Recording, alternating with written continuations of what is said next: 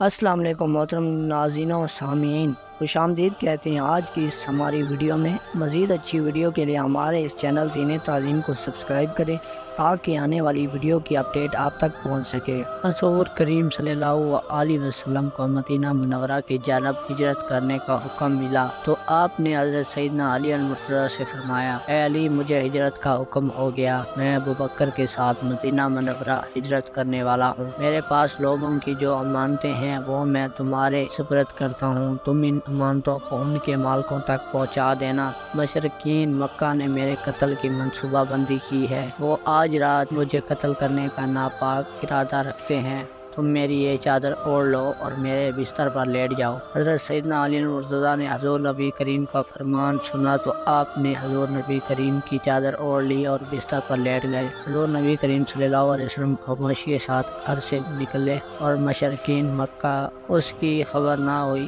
وہ رات بھر حضور کریم کے گھر کا محاصرہ کیے رہے، مگر جب صبح ہوئی تو انہیں خبر ہوئی کہ حضور نبی کریم تو یہاں سے جا چکے ہیں۔ ایک روایت کے مطابق حضور نبی کریم نے حضرت سیدنا علی المرتضیٰ کو اپنے بستر پر لٹایا اور خود ہی سورہ یاسین کی تلاوت کرتے ہوئے گھر سے باہر نکلے اور ایک مٹی خاک ان کفار کے منہ پر ماری، جس سے ان کی قوت البشارت ظاہر ہو گئی اور آپ آسانی سے باہر نکل گئے۔ پھر ایک شخص ان کفار کے پاس آیا اور اس نے کہا، تم حضور نبی کریم کا انتظار کرتے ہو جبکہ وہ مکہ مکرمہ کی حدود سے باہر نکل چکے ہیں۔ کفار گھر کے اندر داخل ہوئے اور انہوں نے جب حضرت سیدنا علی المرتضیٰ سے چادر کھینچی تو آپ کو دیکھ کر حیران رہ گئے۔